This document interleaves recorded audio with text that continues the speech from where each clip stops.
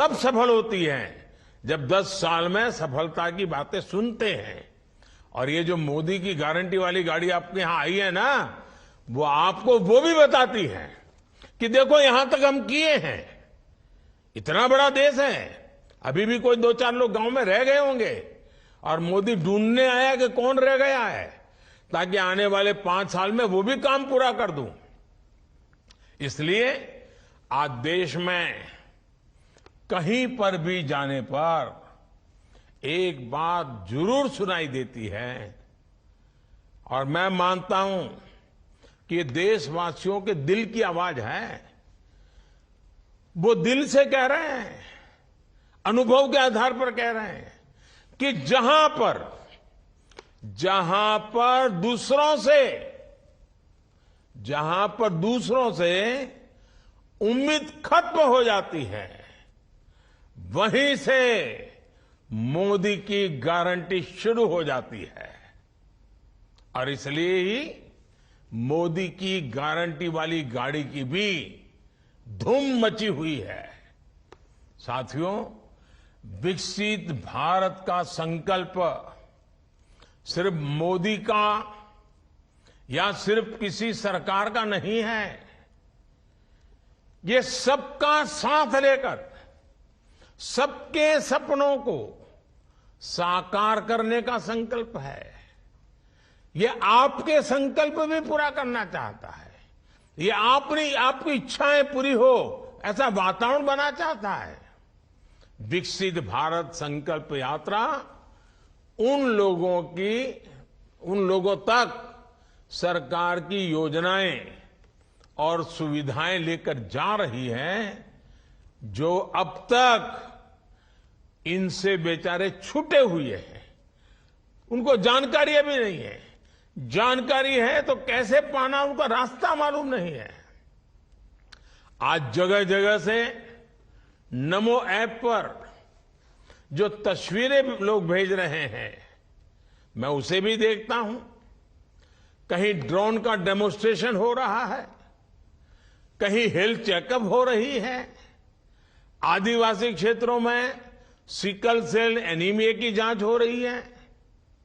जिन जिन पंचायतों में यात्रा पहुंची है, उन्होंने तो दिवाली मनाई है।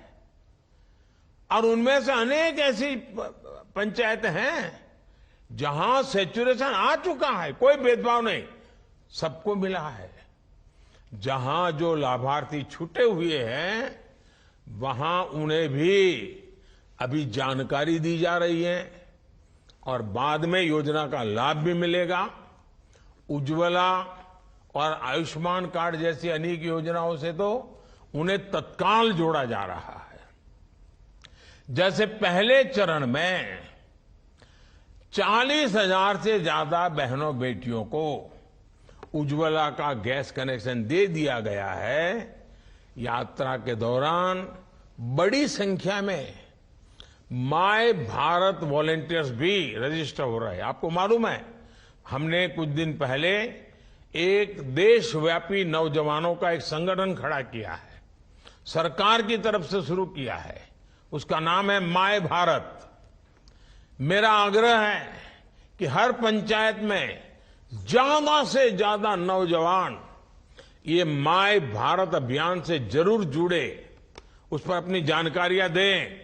और बीच बीच में मैं आपसे बात करता रहूंगा और आपकी शक्ति विकसित भारत बनाने की शक्ति बन जाए, हम मिलकर के काम करेंगे। मेरे परिवारजनों, 15 नवंबर को जब ये यात्रा शुरू हुई थी, और आपको याद होगा भगवान बिरसा मुंडा की जन्म जयंती पर शुरू हुआ था, जनजातीय गौरव दिवस था उस दिन, और मैंने झारखंड के दूर सुदूर जंगलों में छोटी सी जगह से इस काम का आरंभ किया था। वरना मैं यहां बड़े विज्ञान भवन में या भारत मंडपम में या यशोभूमि में बड़े ठाट बाट से कर सकता था, लेकिन मैं ऐसा नहीं किया। चुनाव का मैदान छोड़ करके मैं खूंटी गया, झारखंड गया, आदिवासियों के बीच गया और इस काम को आगे बढ़ाया। और जिस दिन ये यात्रा शुरू हुई थी, तब मैंने एक और बात कही थी। मैंने कहा था कि विकसित भारत का संकल्प 4 अमृत स्तंभों पर मजबूती के साथ टिका है। ये अमृत स्तंभ कौन से हैं, इसी पर हमें ध्यान केंद्रित करना है। एक अमृत स्तंभ है हमारी नारी शक्ति, दूसरा अमृत स्तंभ है हमारी युवा शक्ति, तीसरा अमृत स्तंभ है हमारे किसान भाई बहन, चौथी अमृत शक्ति है हमारा गरीब परिवार। मेरे लिए देश की सबसे बड़ी 4 जातियां हैं।